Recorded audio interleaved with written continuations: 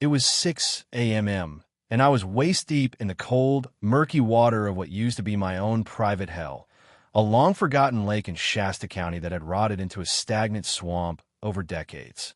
The chainsaw in my hands roared as I sliced through the metal posts of no trespassing signs that had mysteriously appeared overnight on my land.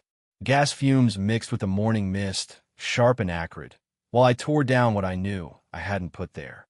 8 grueling months, $67,000 of my grandfather's inheritance, and 47 acres of decaying sludge had finally transformed into something alive again. Crystal clear water where bass jumped freely, sandy shallows safe for kids to swim, and families who now came on weekends just to fish and breathe easy. Then she arrived. A pristine white BMW crunched up the gravel path I'd lay myself. Out stepped Brenda Kowalski, bleach blonde helmet hair, designer sunglasses, clipboard clutched like a weapon, flanked by a sheriff's deputy whose hand hovered near his holster. Without so much as a hello, she declared the entire lake, every single acre, belonged to her Shasta Highlands HOA as community property. She'd watched me bust my ass for months, she said, and now I was trespassing on association land. Hand over control or face the consequences. My name is Dex Romano, 52, divorced, former electrician from Bakersfield who'd spent 23 years wiring houses under 27-page HOA rulebooks that dictated everything down to doormat colors.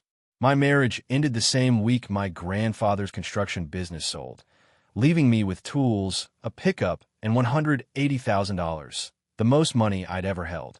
Late one whiskey-fueled night, scrolling rural listings, I found this place. Photos of brown, pudding water, dead cattails, a dock half-sunk since the Bush years. The smell on my first visit was rotting plants and something worse, but beneath the ruin, I saw potential. I bid $127,000 at the county auction and won it that afternoon. The first 4 months nearly broke me.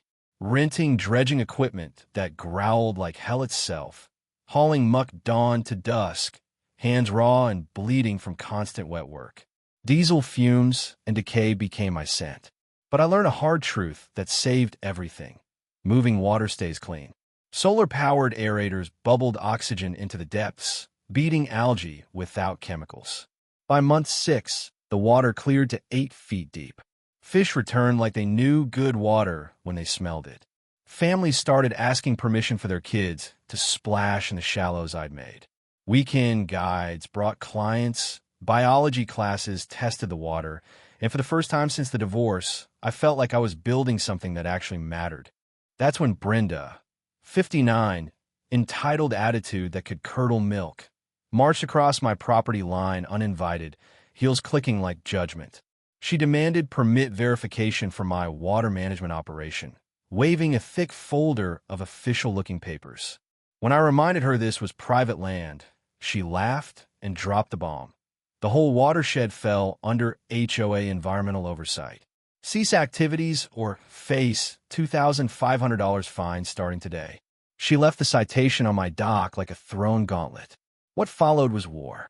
Within days, government agencies swarmed. Fish and Game at dawn citing habitat complaints, water quality boards lecturing on wetlands, county planning with clipboards thick enough to stop bullets.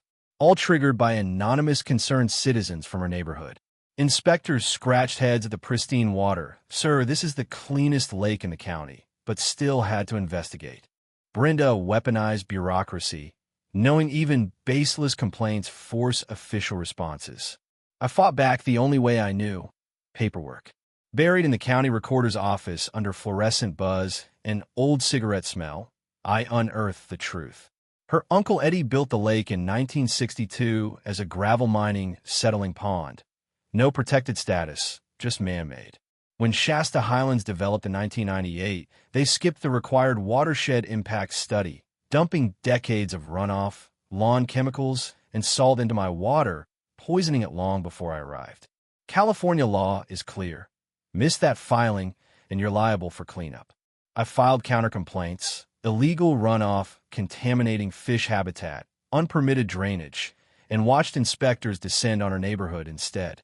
The boundary confusion hit next. 1962 survey clashed with 1998 plat. Legal limbo threatened years of frozen work. But a retired judge, Harold Brennan, saw the opening. If they couldn't prove where their authority began, leaks from inside her HOA exposed the fraud. The final showdown unfolded in a packed community center. 312 people crammed into space for 150. Overflow in the parking lot, TV cameras rolling. Brenda's presentation cracked and shrill. Judge Brennan dismantled her with evidence. Premeditated notes, misused funds, harassment emails. A 78-year-old local historian stood and reminded everyone she'd watched Brenda throw tantrums since childhood over. It became Romano Lake Environmental Education Center. Trails, piers, signage, scholarships for environmental students, official state demo site. Weekend visitors swelled to 800, boosting local businesses 60%. Families drove hours for clean water and jumping fish. I found purpose beyond solitude. Consulting on restorations, a new relationship with someone who valued the fight, proof that one determined person can turn ruin into something shared and beautiful. Sometimes the fight chooses you, and when you stand your ground, victory builds more than you ever dreamed.